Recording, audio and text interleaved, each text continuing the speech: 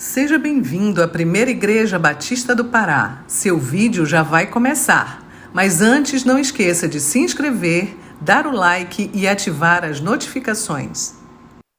Graça e paz, meus irmãos, da parte de Cristo Jesus. Bom nós estarmos aqui essa noite para dar continuidade aos nossos estudos na segunda carta de João. Eu quero pedir para que você abra a sua Bíblia nesta carta. Vamos dar continuidade no nosso exame verso a verso dessa epístola tão preciosa, da qual a gente tem extraído verdades maravilhosas aqui para as nossas vidas. 2 João, versos 7 e 8. Enquanto você procura, eu vou te explicar o esboço de como a gente vai seguir essa noite aqui.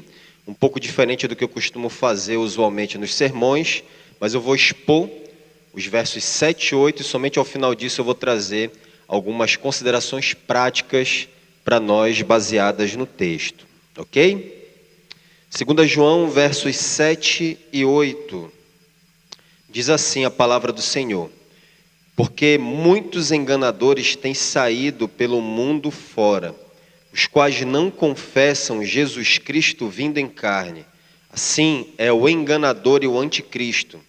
Acautelai-vos para não perderdes aquilo que temos realizado com esforço, mas para receberdes completo galardão. Vamos ao Senhor mais uma vez em oração, meus irmãos.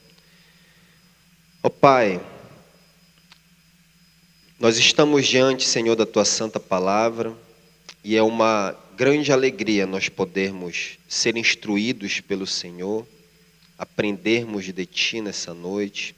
Já cantamos louvores, já nos alegramos na Tua presença e desejamos, ó Pai, agora colocar toda a nossa atenção naquilo que o Senhor tem a dizer por meio da pregação da Tua sagrada palavra. Que o Senhor me ajude a comunicá-la e meus irmãos, a Tua igreja, a Tua preciosa igreja, a recebê-la como palavra do Senhor. Em nome de Jesus, amém. Esse versículo 7 aqui, ele inicia com a conjunção explicativa porque.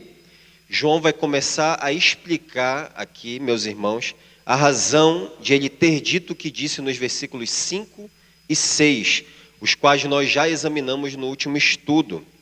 Antes de prosseguirmos, deixa eu relembrar a vocês o fluxo do pensamento de João, por onde é que ele está caminhando, o que ele está dizendo até aqui.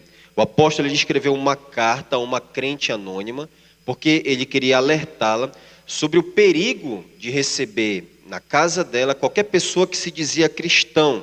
Então, do verso 1 ao 4, João começa essa carta introduzindo uma realidade, a realidade da verdade, que a verdade é a realidade mais importante e que permeia toda a vida cristã. A verdade, nós já vimos isso, une os crentes, a verdade, ela habita nos crentes, a verdade abençoa os crentes e a verdade controla os crentes. Foi isso que nós vimos nos 4 primeiros versículos dessa carta. Mas antes de entrar no ponto crítico do assunto, João ele tem o cuidado de relacionar a verdade e o amor, vimos isso na semana passada. E eu sugiro que ele faz isso porque se ele fosse direto ao ponto, naturalmente a senhora poderia perguntar: mas João, nós não deveríamos amar uns aos outros?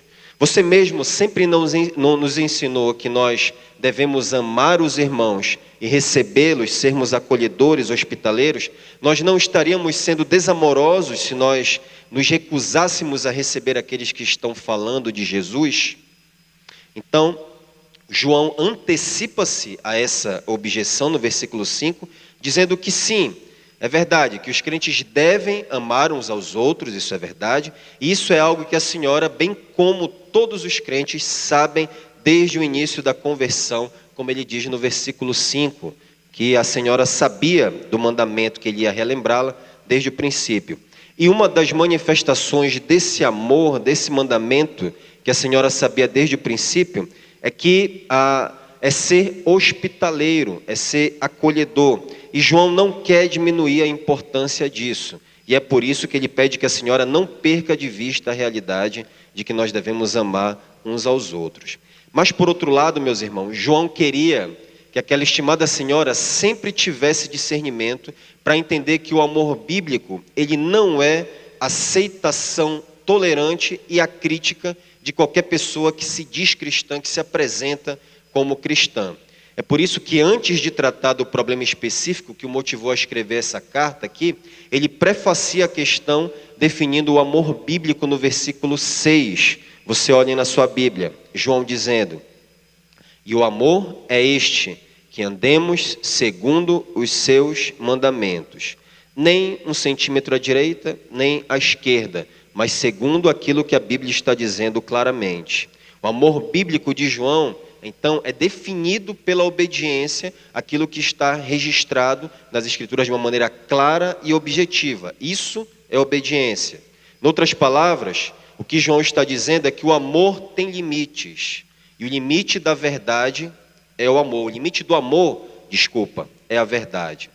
O amor deve sempre se manifestar no ambiente da verdade. Assim, João prepara o terreno para que a senhora entenda duas coisas. A primeira, que ela não estava sendo amorosa, como ela achava que estava sendo, ao receber pessoas que se dizem crentes. E segundo, e também que João não estava sendo desamoroso ao proibi-la de receber qualquer pessoa que se diz cristão sem analisar, avaliar melhor a questão. Então, tendo estabelecido aqui esse limite geral, que a verdade é o limite do amor, agora João, neste versículo 7, ele imediatamente aplica esse princípio a uma questão específica. O limite imposto por João aqui é que a senhora, em nome do amor, dado o que ele disse, não pode receber qualquer um dos muitos enganadores que têm saído do mundo fora, os quais não confessam Jesus Cristo vindo em carne. Este é o cerne da carta, este é o ponto central dessa carta aqui. E João impõe esse limite por uma questão de conclusão lógica, meus irmãos. Se vivemos na verdade e amamos na verdade, como ele argumentou até aqui, então nós devemos ser leais à verdade. Isso exige fidelidade à verdade. Em outras palavras, João está dizendo, o amor bíblico, querida senhora, exige lealdade à verdade. Mas se você recebe falsos missionários, você está sendo infiel à verdade. Você não pode amar falsos mestres, pessoas que ensinam algo que ultrapassa aquilo que a Escritura está dizendo e permanecer ao mesmo tempo fiel à verdade. Isso não é uma completa impossibilidade. Ou é uma coisa ou é outra.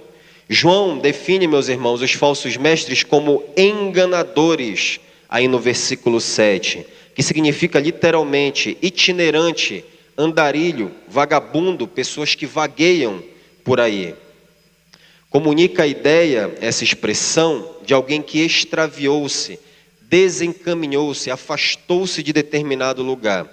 Nesse contexto aqui, enganadores, refere-se àqueles que desviaram-se da verdade das Escrituras, saíram dos limites das Escrituras e foram além. São impostores e que seduzem outros a acreditar em algo que não é verdadeiro. É esse o sentido de enganadores aqui. João usa essa palavra, meus irmãos, em seus escritos, para referir-se ao objetivo, à intenção dos falsos mestres da sua época. Nós lemos em 1 João 2,26, vá a esse texto aqui, 1 João, capítulo 2, versículo 26.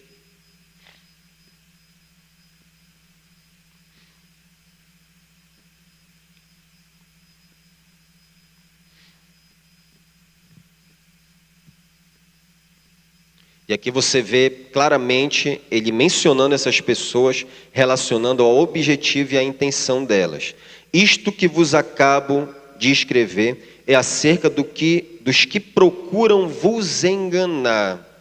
E esses enganadores, meus irmãos, são os mesmos tipos de pessoas que Paulo, em 2 ocasiões, chama de falsos irmãos, lá em 2 Coríntios 11, 26 e Gálatas 2, 24. E Judas, lá no versículo 13 da sua carta, vai o chamar de estrelas errantes. E João qualifica esses enganadores aqui como sendo muitos. E isso é motivo de preocupação para João. São muitos os enganadores e por isso que ele qualifica o número deles aqui. De fato, meus irmãos, a Escritura por mais que nós estejamos, às vezes, não cônscios dessa realidade, por mais que a maioria de nós não se atente para essa questão, mas a Escritura repetidamente alerta sobre a abundante existência de falsos mestres e o seu potencial de engano e de destruição. Falsos mestres, meus irmãos, para você ter uma ideia do tratamento que a Escritura dá, eles já existiam nos tempos antediluvianos, nos dias de Enoque. Olha o que diz Judas, versículo 14, melhor dizendo. Judas, capítulo único, versículo 14. Já no período antediluviano, eles estavam presentes ali, perturbando a vida dos crentes. Olha lá, Judas 14, lá no final do Novo Testamento. Quanto a estes, quem é estes aqui que Judas está falando? Olha o versículo 4 aí de Judas. Certos indivíduos que se introduziram-se com dissimulação, falsos mestres. E aí ele continua então. Quanto a estes, foi que também profetizou Enoque, o sétimo depois de Adão, dizendo: eis que veio o Senhor entre suas santas miríades, para exercer juízo contra todos e para fazer convicto todos os ímpios, acerca de todas as obras ímpias que impiamente praticaram e acerca de todas as palavras insolentes que ímpios pecadores proferiram contra ele. Os tais são murmuradores, são descontentes, andando segundo as suas paixões, a sua boca vive propalando arrogâncias, são aduladores dos outros por motivos interesseiros. Está aqui um excelente diagnóstico dos falsos mestres aqui que Judas está nos dando.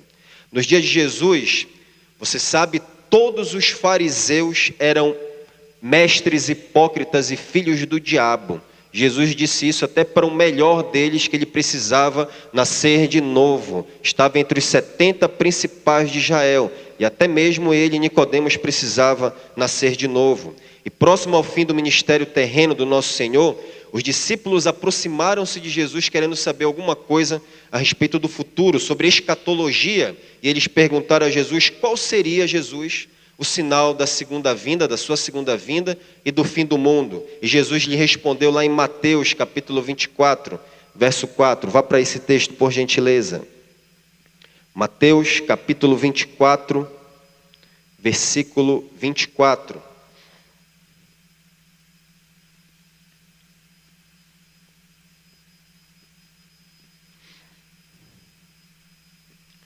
Diz assim: vede, Jesus dizendo, que ninguém vos engane, porque virão muitos em meu nome. Jesus também diz que não são poucos aqui, veja bem. Dizendo, eu sou Cristo, e enganarão a muitos. Muitos falsos mestres surgirão, disse Jesus, e muitos serão enganados na mesma proporção. E depois no versículo 11, Jesus complementa, ainda em Mateus 24. Levantar-se-ão muitos falsos profetas, e enganarão a muitos. E lá em Mateus 7,15, ouça com atenção, Jesus chamou esses enganadores de lobos em pele de cordeiro, Mateus 7,15. E esses enganadores, meus irmãos, eles tornaram-se especialmente perigosos nos dias dos apóstolos já. Logo após a ressurreição de Jesus, os últimos dias já estavam em operação ali, já estavam em curso, e esses falsos mestres começaram a perturbar a comunhão da igreja primitiva, quando eles começaram a se infiltrar na igreja e perturbar a consciência dos cristãos. Em palavras semelhantes às de Jesus, Paulo, lá em Atos capítulo 20, versículo 29, os chamou de lobos vorazes. Palavras do apóstolo Paulo, lá em Atos 20, 29. E os enganadores que João menciona em 2 João, meus irmãos, são os lobos vorazes que Paulo profetizou que tentariam despedaçar o rebanho depois da partida dele da igreja de Éfeso, a qual anos mais tarde, no final do primeiro século, passou a estar sob a supervisão de João, o último apóstolo vivo naquela época, naquela ocasião. Para Paulo, meus irmãos, os enganadores são falsos apóstolos, obreiros fraudulentos, disfarçando-se em apóstolos de Cristo, servos de Satanás, como ele diz lá em 2 Coríntios, capítulo 11, do verso 13 ao 14. E de fato, Paulo revela ao jovem pastor Timóteo, em uma carta pastoral, que falsos mestres orgulhosos, soberbos, são espíritos imundos e mentirosos, na verdade.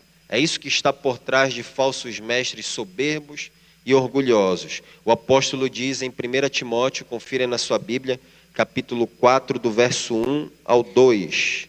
1 Timóteo 4, 1 a 2.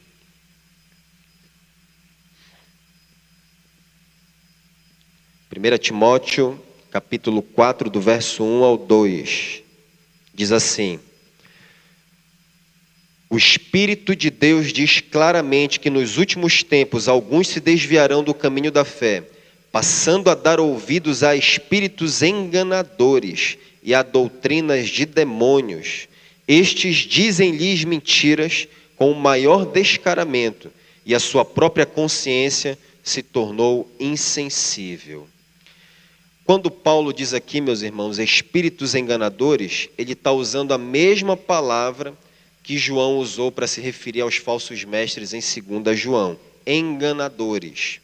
E Jesus chegou a dizer que esses enganadores, influenciados por demônios, são tão astutos que eles tentarão enganar até os eleitos de Deus, se assim fosse possível, se a graça do Senhor não preservasse os eleitos em lucidez, em compreensão, entendimento, com o coração inclinado para a santidade. Mateus 23 a 27, Jesus diz isso, se você quiser tomar nota. Retornando para 2 João, o apóstolo diz que esses enganadores não apenas existem em grande quantidade, mas também que eles estão em constante movimento. Ele diz aí, na continuidade do versículo 7, na verdade bem no início ali, que os muitos enganadores têm saído pelo mundo fora.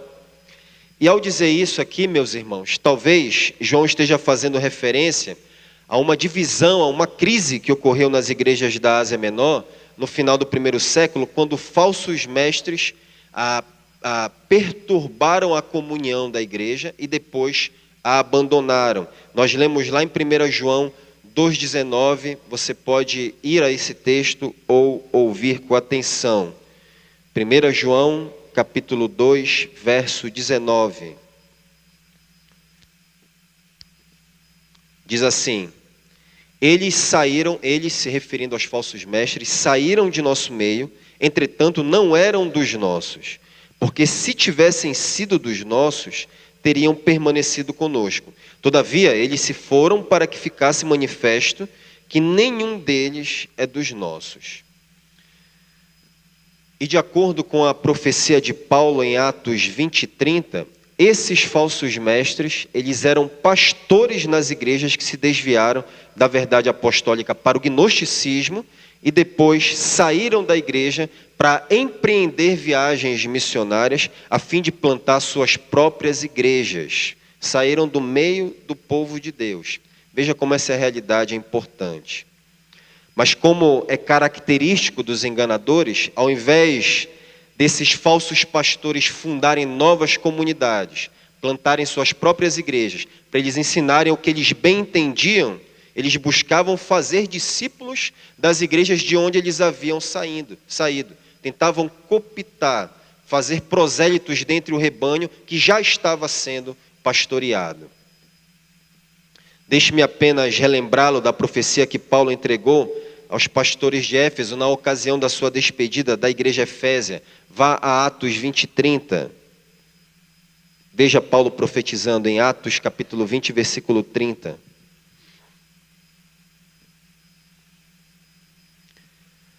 Atos capítulo 20, verso 30 diz assim: Paulo falando aos presbíteros de Éfeso: e que dentre vós mesmos se levantarão homens falando coisas pervertidas para arrastar os discípulos atrás deles. Será que os falsos obreiros estavam ali naquela reunião também com Paulo? Será que Paulo está incluindo alguém que estava ali, que dentre eles mesmos sairiam, dali daquele grupo que Paulo estava falando? Será que dali mesmo sairia um falso obreiro para perturbar a comunhão e a consciência dos cristãos com falsos ensinamentos? É por causa dessa crise, meus irmãos, nas igrejas no final do primeiro século, que João insiste com os seus leitores, dizendo o seguinte, lá em 1 João 4, vá agora para esse texto, 1 João 4, eu recomendo que você abra esse texto, 1 João capítulo 4, do verso 1 ao 3.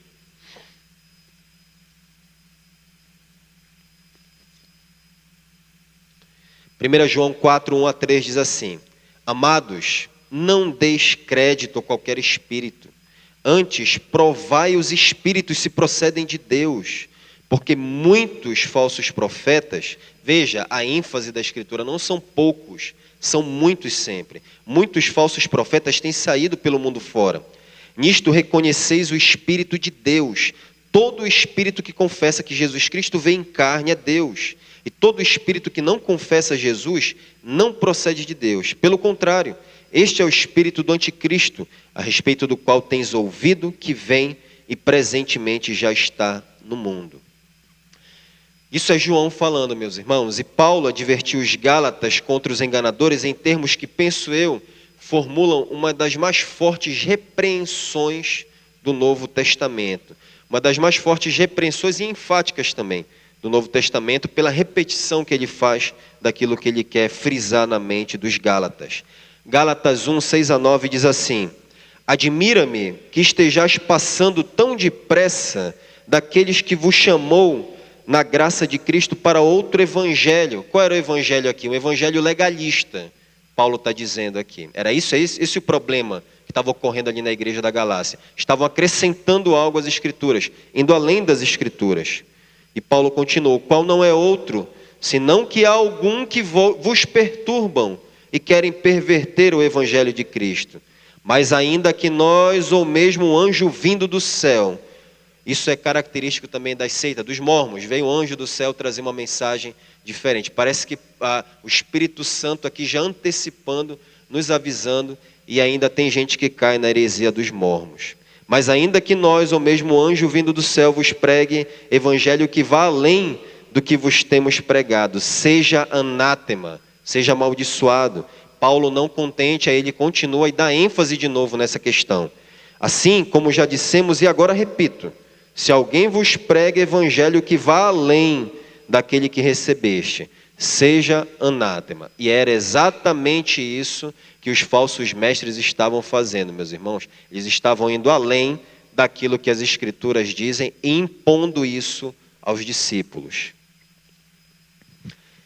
Desde o princípio, é importante que nós olhemos a Escritura como um todo. Onde a verdade vai, a mentira vai atrás para perturbar e perverter, meus irmãos. Deus deu a Adão a verdade e Satanás logo depois veio com a mentira. Enquanto Deus estava dando os 10 mandamentos para Moisés, o diabo, Satanás, estava dando um bezerro de ouro para Israel. Depois que Jesus ressuscitou, e portanto o conteúdo do evangelho estava completo para ser anunciado a todas as nações, Satanás também enviou servos para espalhar a mentira que os discípulos haviam levado, vieram de noite e levaram o corpo do Senhor Jesus e assim espalharam a mentira de que Cristo não havia ressuscitado. Os enganadores vão além do evangelho. Eles pregam o evangelho satânico e contaminam a igreja de Cristo. E João definiu claramente aqui, meus irmãos, nessa carta, qual era o engano teológico que os enganadores estavam disseminando ali nas igrejas da Ásia Menor. Ele diz na segunda parte do versículo 7, você confere aí. Segunda parte do verso 7 de 2 João. Volte para lá. Os quais não confessam Jesus Cristo vindo em carne. Os enganadores, meus irmãos, eles estavam negando a verdadeira humanidade de Jesus. Era esse o problema que estava acontecendo aqui. Eles estavam recusando-se a reconhecer que Deus tornou-se plenamente humano, que a segunda pessoa da Trindade veio e assumiu forma humana e viveu entre nós.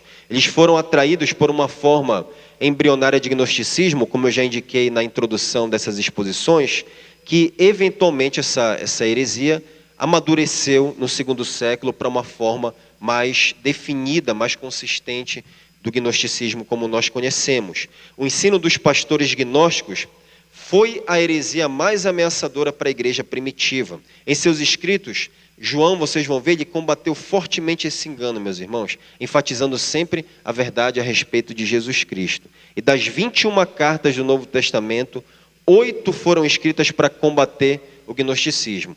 Colossenses, 1 e 2 Timóteo, Tito, as 3 cartas de João e Judas. 8 para combater essa heresia, esse engano.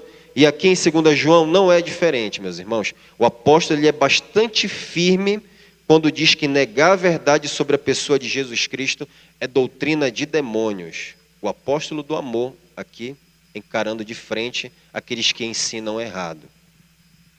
Ele diz na última parte do versículo 7, assim é o enganador e o anticristo. E se você ler, meus irmãos, atentamente as cartas que eu mencionei anteriormente aqui, você não vai encontrar, deixe-me fazer esse retorno aqui, você não vai encontrar uma nota de tolerância sequer em favor daqueles que negam que Jesus Cristo é o Deus eterno que tornou-se plenamente humano para a libertação dos nossos pecados e reconciliação com Deus Santo. E como eu disse aqui em 2 João, não é diferente. O apóstolo é firme nessa questão. Ele não negocia. E por isso que ele diz que isso é doutrina de demônios. Assim é o enganador e o anticristo. E ele vai dizer isso outras vezes na sua primeira carta também. Pelo menos 3 vezes na sua primeira carta. Enganador e anticristo aqui, meus irmãos, não são 2 pessoas diferentes, mas uma mesma pessoa. Aquele que nega que Jesus veio em carne. É a mesma pessoa, enganador e anticristo. Os falsos mestres, eles são enganadores porque eles desviam as pessoas da verdade e também eles são anticristos porque eles se colocam no lugar de Cristo, especialmente implicando uma usurpação da posição do nosso Senhor, indo além daquilo que a palavra de Deus diz. É isto que anticristo significa no grego. Os enganadores que negavam a humanidade de Jesus, que João diz que eram muitos, na verdade eram uma manifestação de um único Espírito, do qual o apóstolo fala lá em 1 João capítulo 4, verso 13. E todo espírito, de João, 1 João 4,13, e todo espírito que não confessa a Jesus não procede de Deus. Pelo contrário, este é o espírito do anticristo, a respeito do qual tendes ouvido que vem e presentemente já está no mundo. Até lemos esse texto agora há pouco. O grave problema, meus irmãos, desse espírito enganador, desse espírito do erro, é que ele atacava o coração do evangelho, a morte substitutiva de Jesus na cruz por nossos pecados. Porque se Jesus não fosse totalmente humano, ele não poderia ter morrido como substituto da humanidade, não poderia ter morrido como segundo Adão em nosso favor se ele não fosse verdadeiramente homem. E assim, se Jesus não tivesse morrido e sido sepultado com um corpo verdadeiramente humano e ressuscitado com um corpo humano verdadeiramente glorificado, então nós ainda estaríamos mortos nos nossos delitos e pecados e a pregação apostólica seria mentirosa e inútil, faria de Deus ainda, em última análise, um mentiroso. Desse modo, como disse Paulo em 1 Coríntios 15, nós seríamos os homens mais infelizes de todos os homens, estaríamos vivendo uma mentira, uma fábula. E esse falso ensino era uma ameaça tão grave que levou João a escrever uma carta a uma mulher anônima, mais conhecida dele, anônima para nós, mas amiga de João, para ela e seus filhos, para dar o alerta que está no versículo 8 agora. Você confere na sua Bíblia, 2 João, verso 8. É este alerta que ele quer dar a ela. Acautelai-vos para não perderdes aquilo que temos realizado com esforço, mas para receberdes completo galardão. A palavra aqui, acautelai-vos, é o primeiro imperativo que João usa aqui nessa carta. Ele vai usar outros. Peço-te não era um imperativo ainda. Este é o primeiro que ele está usando aqui. A ideia é de ver, olhar atentamente, com cuidado, cuidadosamente, para discernir, discriminar, analisar, examinar. É um olhar espiritual, por assim dizer. E eu penso que isso envolve até uma certa desconfiança prudente em relação àqueles que se projetam como mestres na igreja cristã, que tentam arrebanhar ou abraçar essa posição. Acautelai-vos, meus irmãos, é a mesma palavra que o Senhor Jesus usa para alertar os discípulos sobre o falso ensino dos fariseus. Ouça o que Jesus diz lá em Marcos 8,32. Vede, guardai-vos do fermento dos fariseus e do fermento de Herodes. Regra sobre regra o fermento dos fariseus. Salvação por obras, ensinos além das Escrituras. Vede, guardai-vos dessas coisas, disse o Senhor Jesus. E novamente, Jesus usa a mesma palavra para recomendar atenção em relação aos fariseus, lá em Marcos 12,38, que você também pode ouvir com atenção. Eu vou apenas citando para ganhar algum tempo. Guardai-vos dos escribas, é a mesma coisa que guardai-vos, é acautelai-vos. Guardai-vos dos escribas que gostam de andar com vestes talares e das saudações nas praças. O apóstolo Paulo, meus irmãos, também usa a mesma expressão de uma maneira enfática, repetindo-a 3 vezes para alertar os filipenses sobre maus pastores. Filipenses capítulo 3, verso 2, pastor Raik expôs aqui esse texto enquanto nós estudávamos a carta aos Filipenses. Filipenses 3, 2 diz: acautelai-vos dos cães, primeiro. Acautelai-vos dos maus obreiros, segundo. Acautelai-vos da falsa circuncisão. Paulo está pedindo aqui, meus irmãos, vigilância redobrada, atenção máxima, cuidado prudente. Não dá para abrir, tem que ficar de olho, não pode abrir brecha, tem que guardar o ensino, temos que estar atentos para que não se acrescente nada às Escrituras, nem tire nada dela. E a razão de João ordenar que a senhora esteja atenta, vigilante, é que os falsos mestres, eles são sorrateiros, eles são astutos, eles nunca demonstram quem realmente eles são e quais são as suas verdadeiras intenções. A princípio isso não fica claro, é quase imperceptível, por assim dizer. Eles sempre vêm disfarçados como apóstolos de Cristo, como lobos em pele de cordeiro. E João, na sequência do versículo 8, diz qual é o propósito do imperativo dado para estar vigilante em relação aos muitos enganadores. Olha aí, no versículo 8, na continuidade. Para não perderdes aquilo que temos realizado com esforço, mas para receberdes completo galardão. João aqui, meus irmãos, ele demonstra certa preocupação e zelo, porque tendo investido com esforço na vida da senhora e seus filhos, ele não queria perder aquilo que até ali eles haviam conquistado juntos, em termos de posse espiritual. Paulo vai demonstrar a mesma preocupação e zelo com os coríntios, aqueles que eram membros de uma igreja bastante problemática, que vocês conhecem bem, e que o pastor André está expondo aqui aos sábados. Olha 1 Coríntios 11. 1 Coríntios capítulo 11. Desculpa, eu acho que eu coloquei aqui o versículo errado, mas eu vou já localizar para você. Eu coloquei o versículo 1, mas não é isso, certamente. 1 Coríntios capítulo 11, vá até lá. Me ajudem a localizar aí, quando Paulo diz, espero que vocês suportem. 2 Coríntios capítulo 11. Para que você acompanhe na sua Bíblia. Não, é isso mesmo, 2 Coríntios 11, 1. É porque aqui nas minhas notas está 1 Coríntios, mas é 2 Coríntios. 11, 1, ok? Localizado aí? Olha o que o apóstolo diz. Espero que vocês suportem um pouco da minha insensatez. Eu estou lendo na NVI.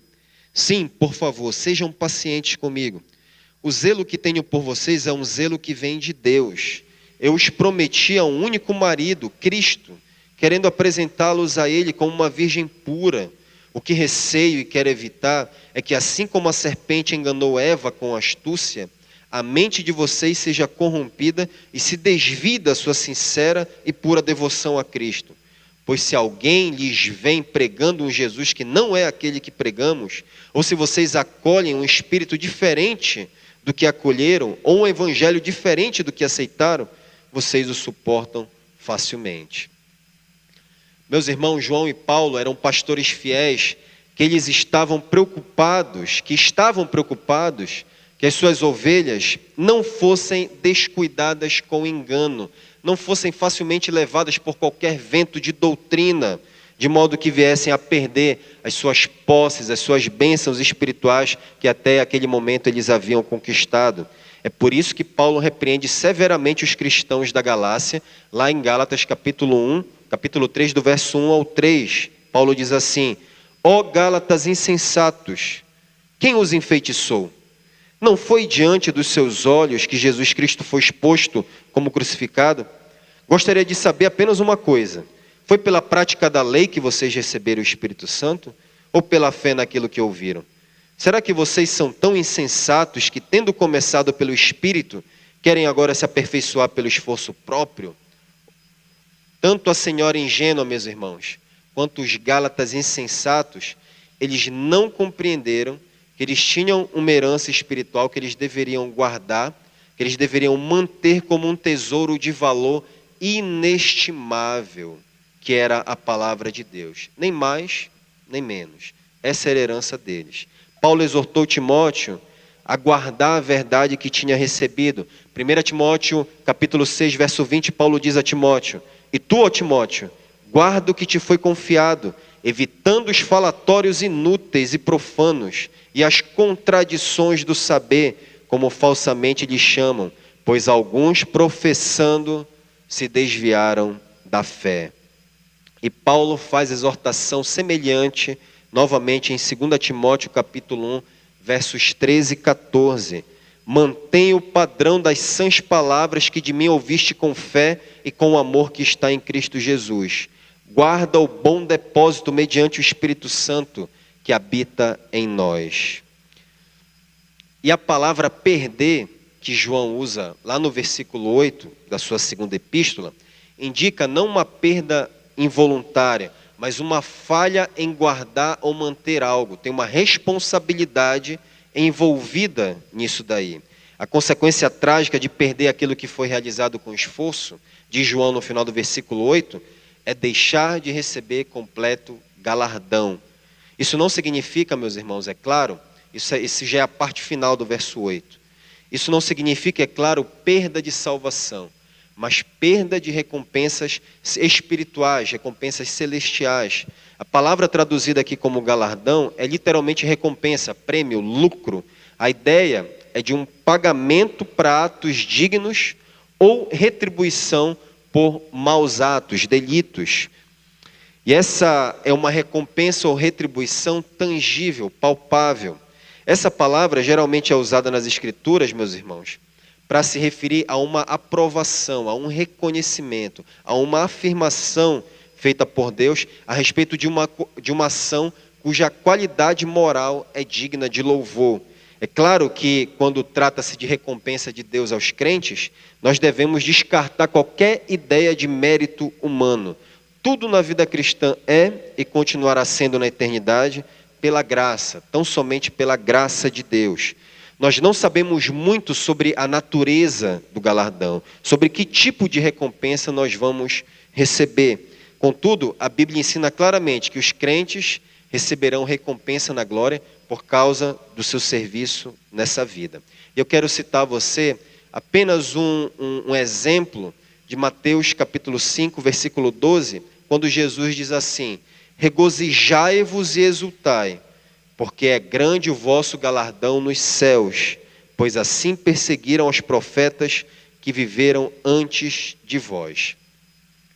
E evidentemente, queridos, não é a regressão espiritual de seus filhos e a perda de recompensas celestiais que o velho e amoroso pastor João deseja para as suas ovelhas.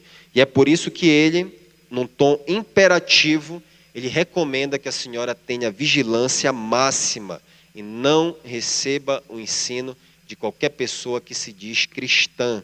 Ele não quer que a senhora e seus filhos deixem de receber plena recompensa na glória, aquilo que está reservado para eles porque eles foram desleais à verdade. Esse é o interesse sincero do apóstolo em relação aos crentes a quem ele está escrevendo. O pleno benefício deles em contraste com os enganadores que queriam prejudicar totalmente a vida do rebanho com ensinos estranhos que ultrapassavam a doutrina dos apóstolos, como ele vai mencionar no versículo seguinte que nós vamos analisar na semana que vem. Agora, do ponto de vista prático, essa é a exposição dos versículos 7 e 8. É isso que João está dizendo aqui nestes versículos. Agora, do ponto de vista prático, como você pode acautelar-se dos falsos mestres, de modo que você permaneça leal, fiel à verdade, e não venha a perder parte de suas posses espirituais? É importante que você saiba o que caracteriza esses indivíduos e o que há de errado com o ensino deles. Em primeiro lugar, é vital que você compreenda claramente que um falso mestre dá, em certo sentido, como eu já antecipei de alguma maneira, a impressão inicial que ele não é um falso mestre. Como eu já indiquei a vocês, Jesus disse que eles são lobos em pele de ovelhas. E Paulo revela, como também já indiquei, que eles disfarçam-se de apóstolos de Cristo. Esse homem, esse indivíduo, esse falso mestre, ele vive aparentemente a maneira de uma ovelha.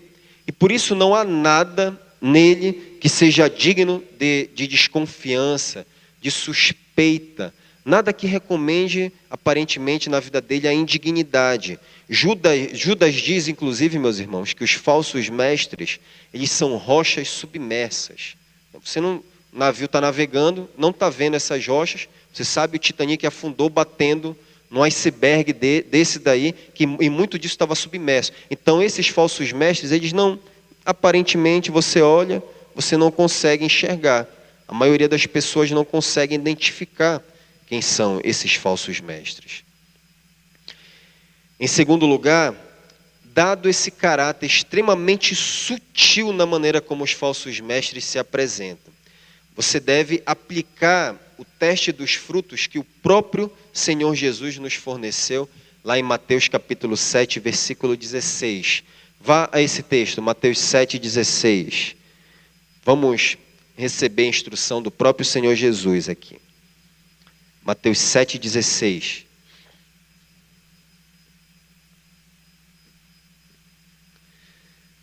Mateus 7, 16 diz assim: acautelai-vos dos falsos profetas. Veja, Jesus está usando aqui a expressão semelhante.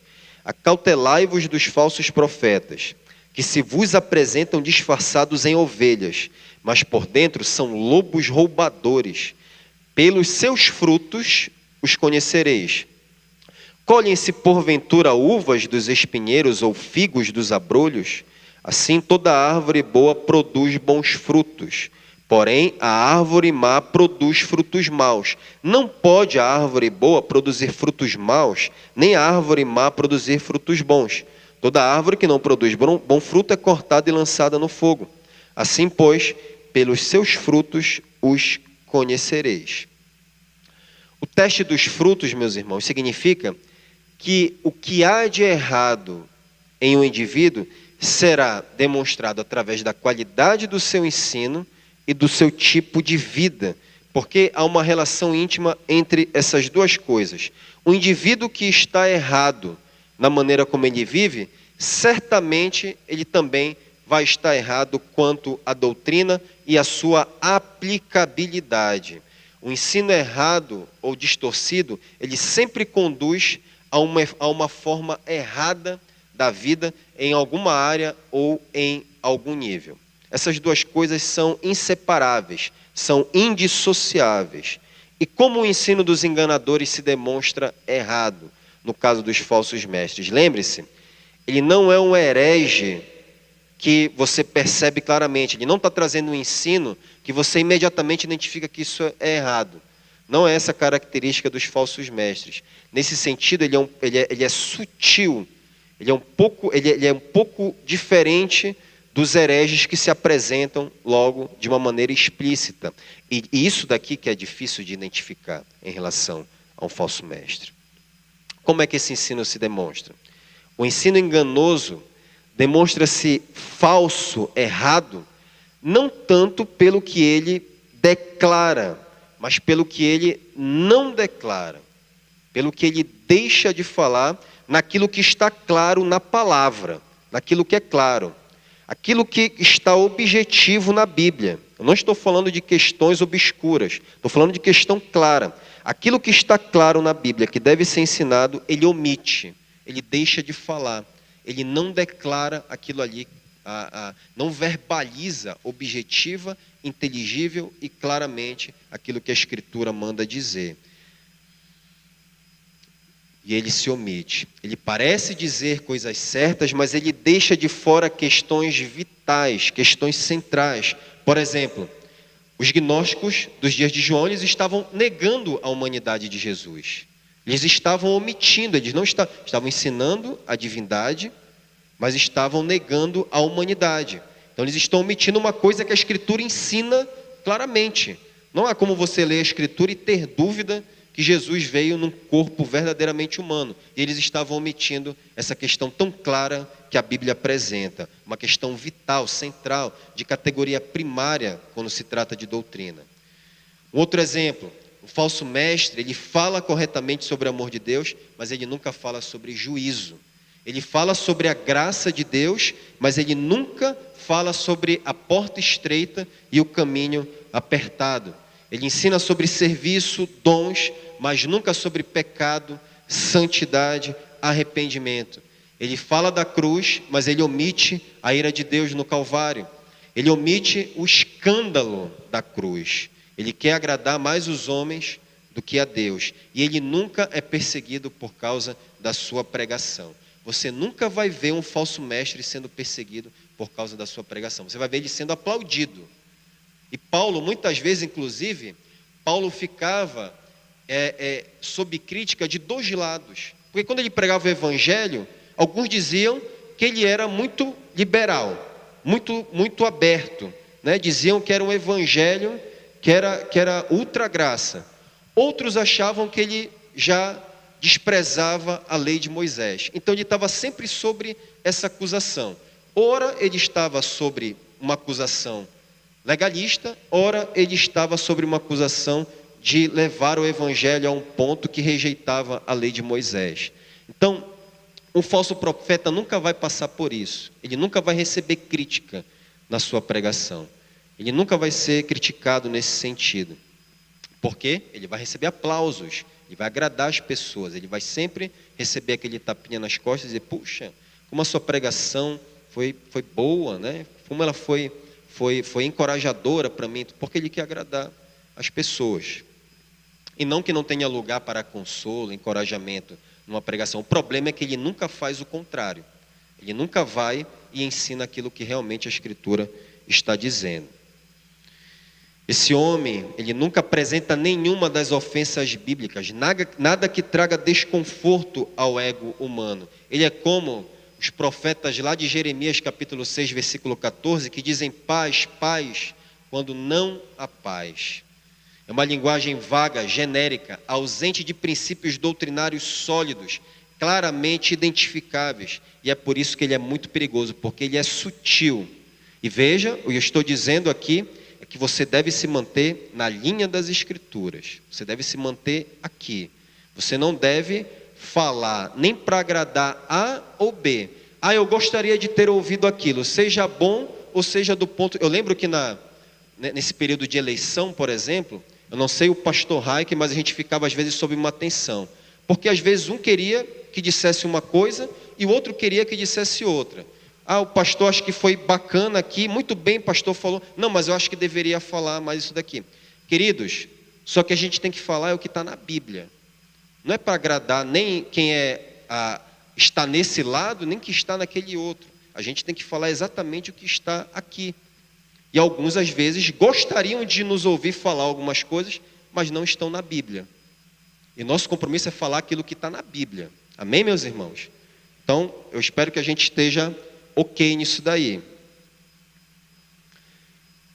Além do ensino falso, a outra banda do fruto podre que o mestre enganador apresenta é a falta de santidade, de vida. Ele rejeita, através do seu estilo de vida e moral, a necessidade absoluta de se ocupar da verdadeira santidade. Eles não lutam de uma maneira real e abnegada contra o pecado. Em outras palavras, ele não guerreia contra a carne, não esmurra o seu próprio corpo, porque ele ama o mundo, as coisas que há no mundo, a cobiça da carne, a cobiça dos olhos e a ostentação dos bens. Tudo que provém do mundo, mas não provém do Pai, como diz 1 João capítulo 2, versos 15 e 16. No final das contas, o seu ensino falso, nem a sua vida podre, encorajam os crentes a autoexame e santidade de vida. Nada disso tem efeito. A vida dele, o ensino, não causa efeito, fruto bom na comunhão, na vida da igreja. Essas, portanto, então, são algumas características resumidas dos falsos mestres para ajudar você a olhar atentamente, com discriminação, através do disfarce de ovelha com o qual esses falsos mestres, esses enganadores se apresentam. Eu gostaria de falar mais sobre isso, meus irmãos, mas não é o momento apropriado, nem o tempo permite. Em conclusão, os crentes devem amar, mas nunca fora da verdade. Ainda que o apelo à tolerância em nome do amor venha de todos os lados e nos pressione a afrouxar o nosso compromisso com a verdade. Ser leal à verdade exige amar com limites. Portanto, tenham cuidado com os muitos falsos pastores. Não são poucos, meus irmãos. Existem muitos falsos pastores. Nada mudou. 2000 anos se passaram e o número continua se multiplicando. Tenham cuidado com os falsos ensinos demoníacos. Tenham cuidado para não destruírem o fruto do nosso trabalho. E aqui eu aplico mais especificamente o fruto do trabalho que o pastor André tem labutado, o fruto dos esforços do pastor Raik, dos meus esforços. E uma boa razão para você fazer isso é a promessa de plena recompensa celestial na glória com Cristo. Amém? Essa é a promessa para todos nós. Seja fiel à verdade e você vai receber a sua recompensa. O Senhor vai te dar aquilo que é da sua parte. Ele não vai esquecer o seu serviço aos santos. Amém?